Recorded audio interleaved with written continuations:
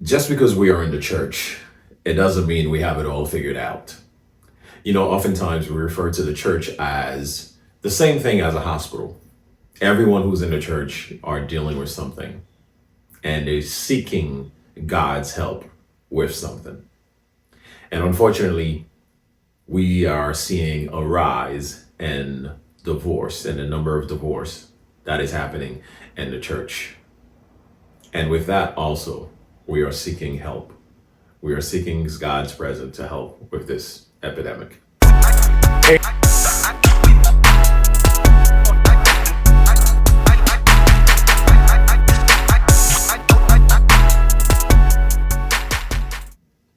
Hey guys, what's going on? Welcome to another episode of 2.0. I'm so happy that you've decided to join us again for another episode. I'm happy to be connecting with you. Do me a favor, before you go any further, let's take a moment to hit the subscribe button if you have not had the opportunity to subscribe and become a part of the 2.0 family. We'd like to extend the invitation to do that right now. And also, don't forget to hit the notification bell so that every time we drop an episode, you'll be able to tune in and watch it.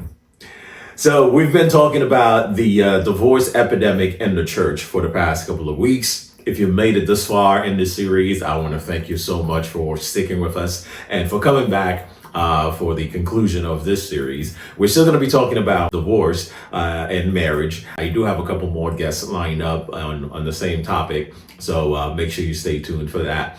But we've been talking with our dear friend, Pastor Wendell, and also our returning guest, Brother Eddie. So it's been a fantastic conversation. I hope you are enjoying it. And listen, feel free to leave me a comment and let me know how you feel about the topics that we were discussing. And or if you are going through a similar situation, or if you experienced divorce and how you felt about it, just drop us a comment and let us know. So, ladies and gentlemen, without further ado, let's go to the third part of our series. And the kingdom. That's what is important to God. So speaking of the Holy Spirit revealing things to people, right? So oftentimes we hear the saying that somebody says, "Oh, you know what? This is my soulmate."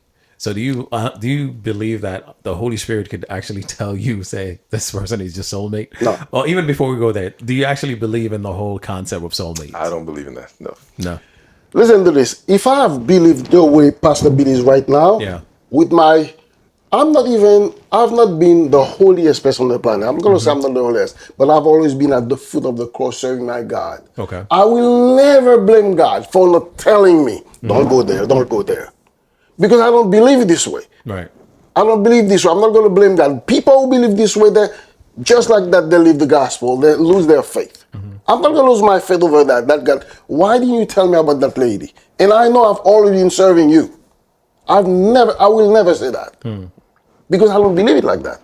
Gotcha. I know what is important for God in my life, in things that bring me to salvation directly. Has He given me the strength to stay at His feet? I will die at His feet. Okay. But do you believe that God is the one who put you and your ex-wife together? I don't believe like this. Because we have what they call free will. Okay. That's another big discussion, big argument right there to talk about free will. We make decisions on our own. And sometimes I look back, my good friend, I don't want to name him, he's a pastor. He's been in my life as friend and as my pastor. When I was going to get married, we fast together to say, God, show me, give me direction, give me direction. Because I don't think an angels will come like Edward, take this lady. I don't believe like this. Yeah. But I go back, man, where did I go wrong? I always put the burden on me. Because did He talk to me I didn't hear? Did He give me what they call discernment? Okay. I believe in discernment. But I don't believe in a voice coming telling me. Okay. Maybe He told me something. When I said told, we say it differently. You hear an audible voice. I never heard an audible voice in my ear. I didn't say I heard an audible Oh, voice. I'm sorry. Because Holy Spirit speaks to spirit to spirit. But maybe that's why I avoid saying God told me, because I may be wrong. So, Pastor, I mean, eventually I want to get to, the divorce aspect. and what the Bible says about it, right? But in your counseling sessions, like premarital counseling, is that something that you try to decipher whether or not God has placed these two people together, or if if that's something they believe in, or is it more like free will? Oh, this girl is hot, this guy is nice. You know what? Let's go ahead and get married. Well, I like to really get to understand why they chose each other. And I ask those basic questions. I think there's a practical approach to premarital counseling, right? What do you like about the individual? Oh, she dresses nice. What do you don't like? I don't know. What red flags have you seen in your relationship? Yeah. Oh, none. She's wonderful. Okay. Give me, and I'll ask her, give me 2 things about him you can't stand. She'll give you 3. Okay. He doesn't have any sometimes. Yeah. And sometimes vice versa. Why? Because I'm asking those questions. I want you to understand. I want to hear, have you really considered this individual in a practical way, or are you being realistic in your assessment of this individual? Are you considering everything? Are you able to see the good and the bad? Because if all you see is good, you have a problem. Yeah. Okay, then it's not because they're hiding; it's because you fail to realize it. One of the things about women that they talk about women's intuition, women could sense some things in a relationship, and when you talk to them later on, they could say, "Yeah, I always sense it, but he could change. I think I could help him." No, you saw the red flags and you didn't run when you should have ran. Overlook. Okay, and same thing with some men. Some men sense the red flags, and it was there. Yeah. But she was too fine. She was too Overlooked it. cute. Yeah. There was also, this is something we don't talk about. There is societal pressure. Yeah. And some men are, especially in ministry, right? If you're in ministry, you're a pastor, you're a minister. They're like, you got to get married. You can't advance and get a certain level until you get married. So there are all kinds of different reasons why someone would overlook the red flags. Right. And it doesn't mean that red flags mean you need to run. It means that that's something that needs to be addressed. Pay attention. And the problem is they're not addressing these things. You know what I'm saying? So these are some of the things that, on a practical level, I'm asking these questions. Right. Because if we say, "Oh, God sent her to me," even if you say it, I'm still asking the practical questions.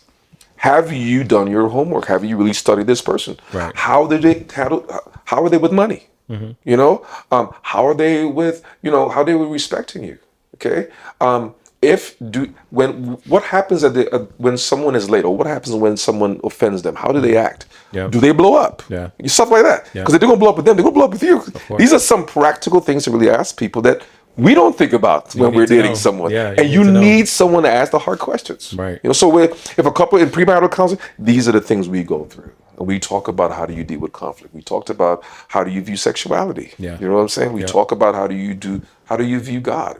These are some of the practical things you address in premarital counseling to see and at the end of the day, I'm not here to tell them whether they should get married or not. Right. I'm here to give them an assessment. This is what I realize, and these are things you guys should be aware of and work on. Y'all make your own decision. Because the last thing I want is for me to say, "Oh, go get married," and then it doesn't work. They come, "Pastor, it's your fault." Yeah, you told us. You know what I'm saying? But that's my role as a pastor. Good. Yeah, I was about to say something Yeah. right here. What the pastor is saying is right, because he's talking as a pastor, as a counselor. Let me take another practical approach to have been in the situation. Now, I was talking to my pastor friend. I would call him I would call him like this. Did you know the lady before I married her? I say, how do you know somebody? That's a big question. Counselor or pastor always want you to know somebody. At the same time, the church and pastors and church members, how do you know somebody? I'm living in America. I'm going to marry somebody. I'm 50 years old. I live at home. She lives at home. She works 8 hours, sometimes 12 hours a day, 14 hours a day. We meet on weekends, on a Saturday or Sunday. Sunday we go to church for half of the day, and then we can eat together.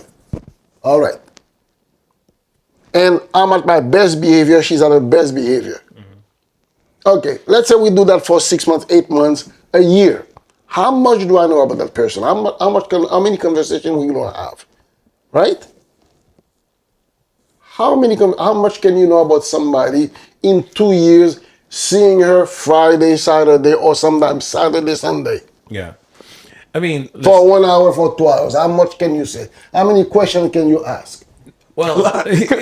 You can't. You can. So here's the thing. My wife met my dad. Okay. Let me tell And you. you might cut this off. My wife met my dad, and when he met her, she tell people my dad gave her the fourth, the fifth degree, whatever degree. He asked her all kinds. He asked her, if you have problems, is there another woman you can go to talk to about your problems? My dad went right in. Okay, you know what I'm saying? And you are a dad. 30, I'm talking about somebody 50 years old. no, doesn't have a dad. But wait, have a mom. No, but here's my point.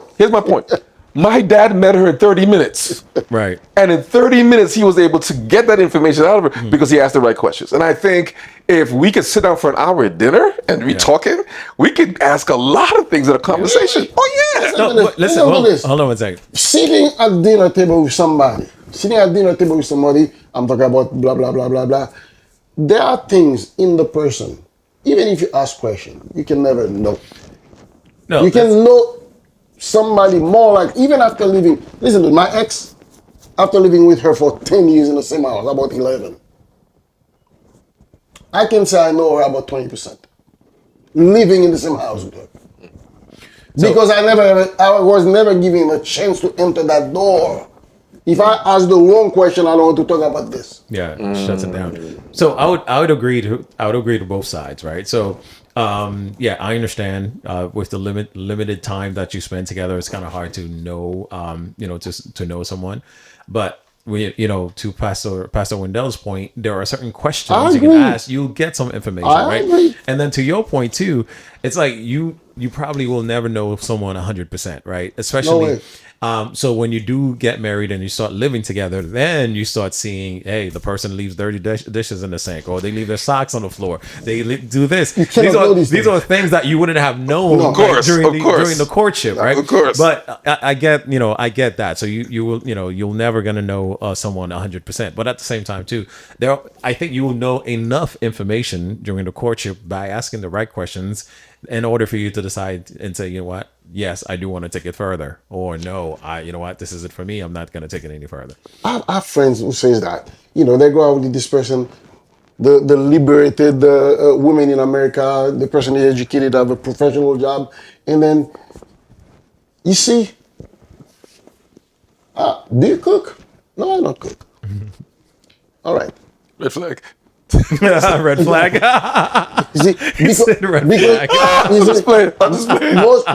Most ladies in America would judge you for saying this. Exactly. That's why everybody. I'm playing. I'm joking. Okay. They're gonna come find you at church, Pastor. This is a very simple question, and most men would not go too much in depth about this. You don't cook. Okay, I cook.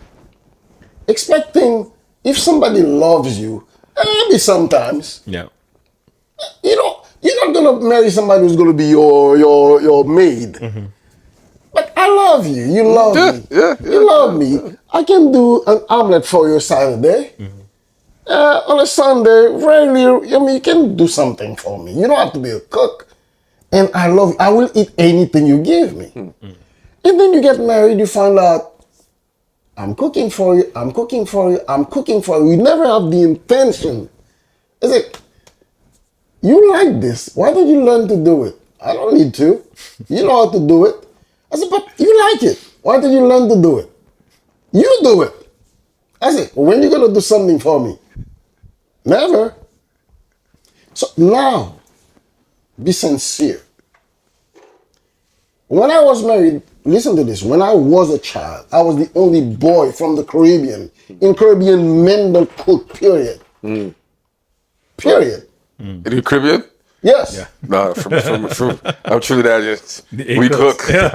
Boys don't cook in Haiti. Oh, my mom told me how to kill the chicken and cook it. Boys don't cook. She told me, my mom told me how to kill the chicken. I had three sisters. I had a maid and everything. There were about six ladies in my house. I don't come close to the kitchen. Yeah. I get it. When I get married, I cook for my wife. I cook because I wanted to live. Good man. I wanted to have a good life. I never complain about it. That's awesome. I wanted to do it just to please her. That's awesome. Right now, I can do a nice vegetable thing. In Haiti, we call it legume. I can do it for you with oxtail. Go ahead, nice. You know, white rice. That's right. And I can do Ladies, y'all hear that, right? I did it for her. My That's love. my favorite meal, I can, by the I way. can do a nice, what we call in Haiti, Yeah. soup joumou squash. Okay. Soup joumou. It is a famous meal. You got Junior Ward, his mouth. I know, He for like, real. For I real. don't know what I'm talking But, about. yeah. I wanted to do it, but would you expect one day, like They will try. in the dating process, how can you find out that she would never want to treat you like this? well, Yeah. you know, to be honest with you, it can be tough because, Thank you. as I said to you earlier, we all put on have a facade in relationships a lot of times. Thank you very much. They call And it the, sometimes- their representative is who you meet, right? Yeah, You met their representative during the whole thing. Yeah. But, taking it one step further. But faster. hold on, before we go any further, I'm sorry to monopolize the things, but my thing is not forcing you to, not to turn you into a maid. I find that because I love her, I wanted to marry somebody, to have a marriage relationship. Yeah. I learned how to cook for you. I expect you to join me halfway, not because you are a cook, not because you learned how to cook before. You know, I find pleasure when the first time I did a nice meal for her, and I find pleasure in that. Nice. But I'm wrong for expecting her to be like me, to feel that. Because I love make you do things, right? No, of course. Thank you. Yeah. Yep. So, you know what? I'm thinking about this, Pastor. Like with all of this issues, like for example, Brother Edward faced in his marriage, right? But now, if you take it in the biblical context, right? So the Bible talks about the grounds for divorce, which is infidelity. So when there is no infidelity and people are still looking to exit, their marriages, like how do we stop that bleeding? It's like how do you tell someone that you don't have ground for divorce and you can't? Well, our responsibility is to give them what the Bible says Right. without interpretation. Straight Bible. Right. And then I know we talked about this the other day. Yeah. The Bible clearly says, God hates divorce. Right. So knowing that God hates divorce and then seeing that there's no biblical ground for divorce, but they still want to proceed with the divorce anyways. And I think that's why we're seeing the divorce rate is so high in the church community. Yeah. Is because, people are just, exiting for whatever reason. And you know what? Hold on, I have to interfere right now. What do you mean the Bible say there is no ground for divorce? There are ground for divorce No, in I'm the just Bible. saying if there's no infidelity involved. What do you mean what do you mean by infidelity also? Infidelity? Yeah. Like, There's only one infidelity when you cheat on your wife? well, you could break that When down are for you me. faithful to a marriage? Break that down for me. Oh, we can discuss it right now. When you can say that your wife is faithful to her vow, or your husband is faithful to his vow. You think somebody who hit somebody in the face, black eye, is faithful to his vow? No. No, I don't. I don't. The pastors, when they read this thing, when they marry somebody, to love, to cherish, no, this is the vow. Yeah. You take the vow to love, to cherish. What else you say? You can help me, you say it all the time. Till death, Until death. for better No, or for but worse. they give a long list. To love, better to or for worse, cherish, yeah. to all of the. This is the vow, right? Infidelity means you didn't respect your vow. Right. Well, Jesus more specifically talked about sexual sin when he spoke, and sexual sin was covered anything to do. Do you with, have the with Greek sexual word nature. where it says infidelity in Matthew? I know which verse you're talking about. No, I didn't use infidelity. I said Jesus talked about sexual sin. He didn't say that. Yeah, Yeah, He didn't say that in the verse. He didn't say sexual sin. He said Yeah. infidelity. So he addressed that. I kind of forgot my trail of thought. Okay. He was talking about But, sexual sin. instead of me trying to find it, it'll come back to me. Go ahead. Yeah, sorry, but I was just saying, ground for divorce, like, and situations like that. So yeah, when I said infidelity, I was talking about sexual sin. So if none of that exists, but people still want to exit the marriage, it's like how do we stop this bleeding from happening? Tough call. And again, this is not where we have a silver bullet to say, I'm going to fire this one thing and it's going to fix everything. I think the approach for, as a pastor, someone comes to me and they're discussing divorce and they're discussing it, then my goal would be to plead with them to not go the divorce yet. Let's go through and see if you have applied other biblical principles to help resolve the issues that are here. And that's where I'll start. Let's put divorce on a back burner.